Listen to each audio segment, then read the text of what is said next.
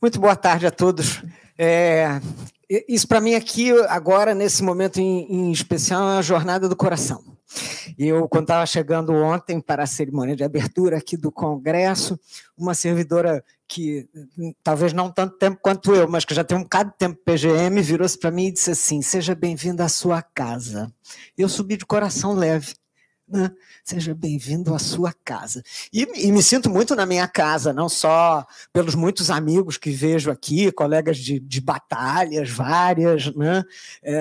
Que eu não vou citar porque certamente eu seria indelicada com alguém, mas esse aqui é o espaço onde eu me construí como profissional. Então, se as coisas boas que eu tenha construído como profissional, aprendi aqui. As ruins fui eu mesma que, de vez em quando, saí do caminho. Né? Muito bem. Mas vamos que o tempo é inclemente. Mas antes disso, eu preciso fazer um esclarecimento, fazendo o agradecimento, que não é protocolar, é um agradecimento também do coração por ter essa oportunidade de estar na casa, é um agradecimento ao IDARJ, eu faço na pessoa do seu presidente, professor Peixinho, mas queria também a ele esclarecer, assim como ao chefe de gabinete, doutor André Tostes, aqui presente, que não fui eu que deixei a professora Maria Silvia no aeroporto em São Paulo. Não fui eu, né? Porque houve esta referência na parte da manhã, que em algum momento ela foi esquecida no aeroporto, e não fui eu, por favor. Né? Então, eu queria esclarecer isto. E, seguindo aí para o meu tema, devo dizer que vou atender uma demanda da Karina. Karina, que foi tão gentil comigo, mas na parte final da sua fala, disse que não queria problema, que queria problema e não solução. Né? Disse isso enfaticamente. Então, eu vou me incumbir aqui de trazer problemas e não soluções para atender a Karina. Né? Muito bem. Quero falar com vocês hoje sobre... na verdade, devia ter havido uma gracinha ali que a inteligência artificial já não me favoreceu. Mas quero falar com vocês hoje sobre inteligência artificial generativa e administração pública. E o nosso percurso, a proposta de conversa envolve 3 etapas. Eu adotei essa classificação trídua sob inspiração do ministro Roberto Barroso, que diz que tudo ele trabalha em 3, então, se ele assim o faz, por que não? Né? Vamos falar sobre 3 temas. Eu quero falar um pouco do estágio atual da relação entre a administração pública e a inteligência artificial, em que pé estamos. Né? Quero falar sobre por que a IA generativa tende a se expandir, por que isso é alguma coisa que chegou agora, né, e só vai aumentar, e quero falar sobre desafios para a administração pública no uso da IA generativa. Muito bem, falando sobre o estágio atual da relação entre inteligência artificial e administração pública.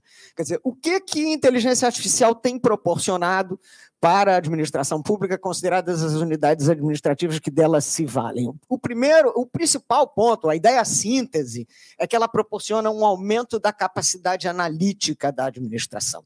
A capacidade analítica da administração, até então limitada pelo potencial de cognição humana, pelos nossos critérios, pelas nossas apreciações específicas, se vê potencializada grandemente pelo uso de inteligência artificial. E isso vai se projetar em vários campos que são absolutamente relevantes para a administração. Primeiro campo é a compreensão do problema público. Né? Se você tem mecanismos de inteligência artificial que são capazes de, esquadrinhando bases de dados existentes, com todos os defeitos que elas possam ter, e isso é objeto de outra palestra, não é a palestra de hoje, doutora Paola, mas se a gente consegue, esquadrinhando esse acervo informacional, identificar com mais detalhes o problema público, a gente aumenta a nossa capacidade, evidentemente, de oferecer resposta e resposta adequada. Né? E se a gente tem melhor conhecimento do problema público, naturalmente nós teremos um planejamento mais adequado da ação pública correspondente. Né?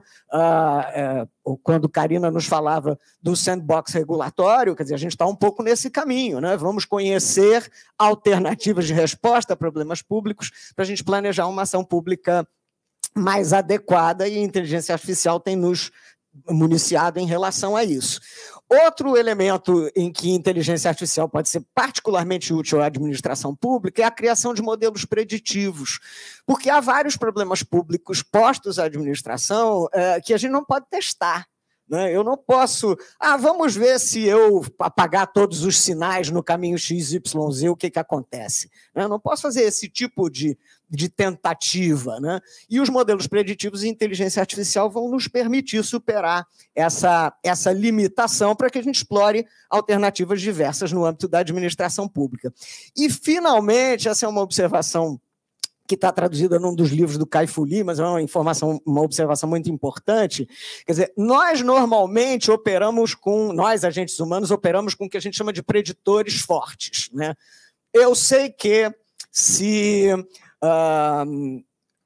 um time de futebol popular perder o jogo, o potencial, a possibilidade de haver violência aumenta, né? Isso é um preditor forte, né? Mas não são só os preditores fortes que influenciam nos resultados da ação privada e da ação pública. Há também preditores fracos, e esses escapam à nossa compreensão. A gente, por vezes, não consegue perceber relações de conexão entre pequenos fenômenos e pequenos resultados. Já os mecanismos de inteligência artificial terão essa potencialidade, o que permite, mais uma vez, refinar a ação pública, que cada vez mais está orientada, está vocacionada à solução de problemas complexos, né? Então, isso é o que nós temos até agora, né, o aumento da capacidade analítica, tanto que haverá autores que, ao invés de se referirem à inteligência artificial, falam em inteligência aumentada, né, na perspectiva de que se trabalhe com a inteligência humana apoiada pelos elementos que a inteligência artificial nos possa trazer, né? Bom, vamos aqui só para a gente estar na mesma página, né, fazer o nosso acordo semântico. Quando eu estou falando de inteligência artificial, a que eu estou me referindo? Estou me referindo a mecanismos tecnológicos que são orientados à entrega de atividades. Todo mecanismo de inteligência artificial é orientado a produzir alguma coisa, né? Há um produto que lhe está assinalado desenvolver e entregar, né? Entrega de atividades parametrizadas de maneira autônoma, ele o fará sozinho, simulando a inteligência humana, e não substituindo, com o processamento de um grande volume de dados delimitados por seu desenvolvedor ou por seu usuário. É disso que falamos quando falamos em inteligência artificial. E aí, só para a gente se localizar e chegar na inteligência artificial generativa, a gente terá três gerações ou dimensões de... Três possibilidades, melhor dizendo, porque não há uma ideia de continuidade ou de desenvolvimento, né? Então, três possibilidades de mecanismos de inteligência artificial. A gente tem aqueles que são de natureza comandada, há um analista que estabelece quais são os parâmetros para o funcionamento do mecanismo de inteligência artificial.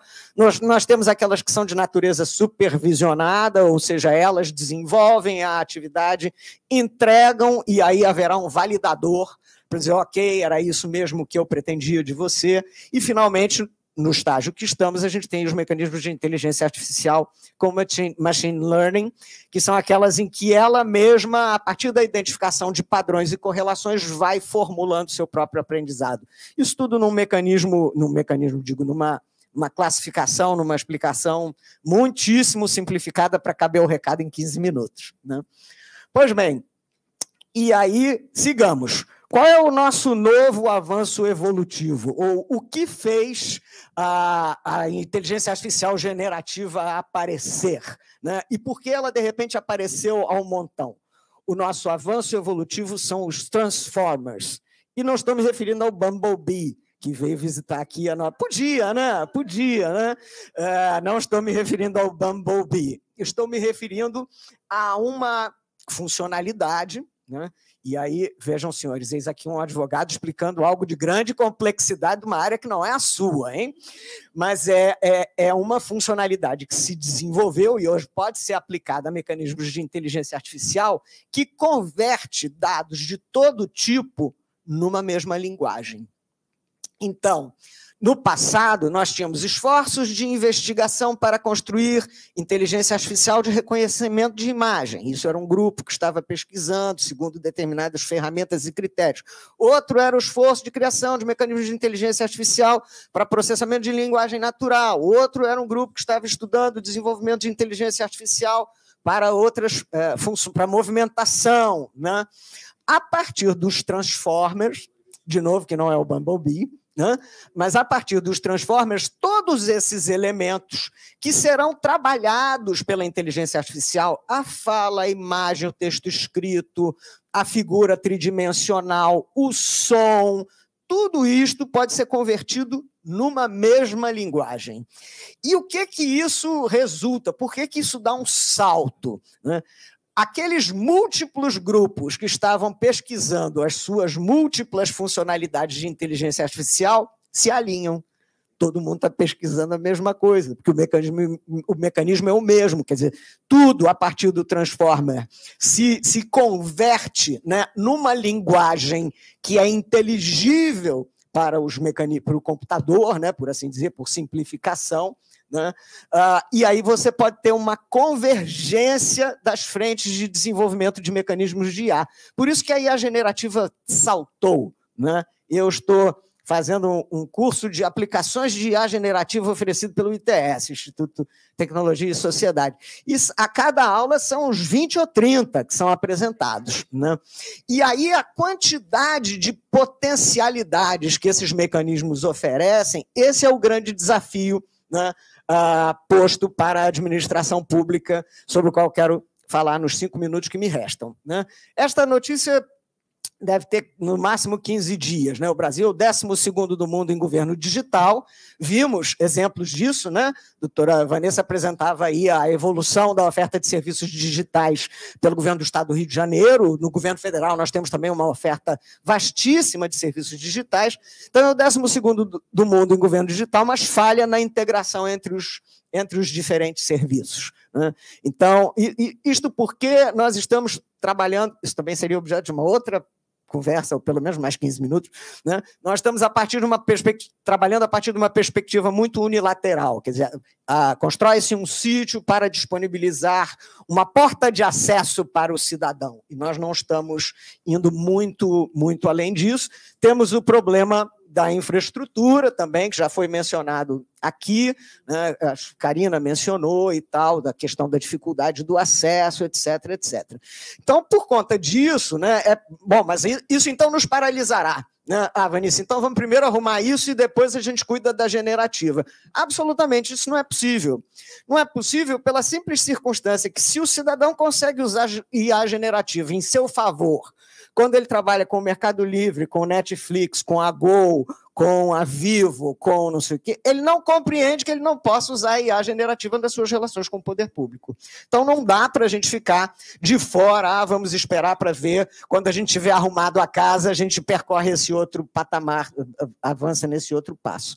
E aí eu trouxe 3 potenciais utilizações de IA generativa pela administração pública, que eu acho que a gente precisa pensar, né? Por exemplo, mecanismos de IA generativa muito fáceis e gratuitos, de acesso gratuito, hoje em dia já convertem texto em voz, voz em texto, né? Imagem em voz, com descrição, né? Então, nós temos vários mecanismos que podem ser utilizados para a inclusão, que é a inclusão das pessoas com deficiência, que é uma demanda social já antiga e ainda longe da sua concretização, né? Então, essa, por exemplo, é alguma coisa. Precisamos abraçar a inteligência artificial generativa para que a gente possa, na nossa oferta de serviço, contemplar também esse tipo de coisa. Mas hoje em dia já tem lá o mocinho que faz as libras e tal. Ok, isso é alguma coisa, mas se a tecnologia nos oferece mais, vamos a mais coisas, né?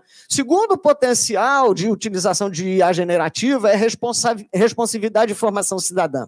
Falava a Karina aqui um pouco de transparência e tal, falamos de chat GPT, temos o Brand, temos outros mecanismos, e a gente pode imaginar um mecanismo de chat como esse, sofisticado, onde o cidadão possa obter com mais facilidade, em vez de ser o frequent asked questions, o cidadão poder conversar. Quero matricular meu filho de 5 anos, o que é que eu preciso? Aí o chat RJ vai dizer onde você mora, onde você não sei o quê, para que a gente possa ter uma orientação muito mais efetiva do que a gente tem hoje. E mesmo na perspectiva de formação cidadã, atividades educacionais e controle. Quero saber como anda o projeto do sandbox regulatório da Secretaria de Inovação, que diz respeito ao carrinho que entrega iFood, que eu não vi ele aqui no meu bairro. Olha, esse projeto está nesse estágio, etc, etc. Então, isso é uma potencialidade que se põe também. E, finalmente, essa terceira me é muito cara. Quem já teve experiência com a administração pública sabe que a administração pública não tem memória. né? Isso é uma coisa assim devastadora, não tem memória, a administração pública opera com caixas pretas, né? Tem lá assim, quem é que sabe fazer decreto de nomeação? Ah, é a Fátima. E a Fátima faz decreto de nomeação desde o prefeito Marcelo Alencar. Não, tá bom, mas depois do Marcelo Alencar teve um monte de gente, não teve? Teve o Saturnino, teve o César Maia, teve Conde, teve o Eduardo Paes. Ah, mas é a Fátima. Tá bom, então manda a Fátima fazer o decreto de nomeação. A Fátima está de férias. Mas quando a Fátima está de férias, não sai nomeação. Ah, não sai, só que. Não, vamos chamar a Fátima. Ela, quando está de férias, a gente chama, ela vem, né? Olha que beleza, né? Que a Fátima vem. Né? Isso é administração pública. Ela não tem memória, ela não tem manualização. Né? As rotinas de como as coisas acontecem, a administração pública não faz. E isto é assim nas secretarias mais fragilizadas institucionalmente e também, com todo respeito, também não é muito diferente aqui. Né? A memória nas casas de advocacia de Estado em geral. Né? Tem lá aquele processo, que a gente sabe pelo nome, né? O processo Joãozinho. Né? O que aconteceu no processo Joãozinho? Quem sabe é o doutor André Tostes, que funcionou desde a sentença de primeiro grau. Não, tá bom, doutor André Tostes, ele não tem direito de sair de férias, ele não pode. Né? Ah, não, mas doutor André sabe as páginas do processo. Que ótimo, mas isso devia ser um conhecimento não pessoal, e sim institucional. Né? Com esses mecanismos de inteligência artificial generativa, né, à medida em que eles minimamente fazem essa conversão de voz em texto, a gente pode começar esforços desta natureza de criação de memória e manualização na administração pública com o uso desse tipo de ferramenta, que a gente não faz porque a gente acha chato. Ah, vou sentar com a moça do protocolo para perguntar como é que ela faz quando entra o papel. Ah, tenho mais o que fazer. Né? Não, você pode botar a moça do protocolo contando para o mecanismo de inteligência artificial, ele vai converter aquilo em texto, depois ele organiza, né, em segmentos. Já temos soluções tecnológicas para tudo isso. Então, veja, a administração, primeiro ela tem que se aproximar, e aqui já estou meu recado final, porque já estou 1 minuto fora do meu tempo, né? Não fui tão disciplinada quanto a doutora Vanessa. A administração primeiro tem que se aproximar dessas coisas. Não é dizer, não, isso é coisa lá para a iniciativa privada. A gente precisa conhecer o que existe e examinar o que existe com esse olhar prospectivo, né? Quer dizer, como é que eu posso pôr isso a serviço da atividade da administração? Como é que eu posso pôr isto a serviço da cidadania? É claro que os mecanismos de inteligência artificial generativa, e esse é o último slide, eles têm só um grande desafio, né? A frase aí. É porque eu não queria contar o desafio, eu queria contar o desafio só agora. Né? O desafio está em que mecanismos de inteligência artificial podem ocultar, na verdade, a identidade. Nunca saberá com absoluta certeza quem está por trás daquela demanda ou daquela movimentação. Né? Então, precisamos ter esta cautela. Mas tudo na vida, já dizia meu pai, tem vantagens e desvantagens. Né? E aí, portanto, eu encerro a minha participação com uma frase de Oren Etzioni, que diz o seguinte, olha, inteligência artificial é uma ferramenta. A escolha sobre como ela vai ser implantada, essa escolha é nossa. Obrigado.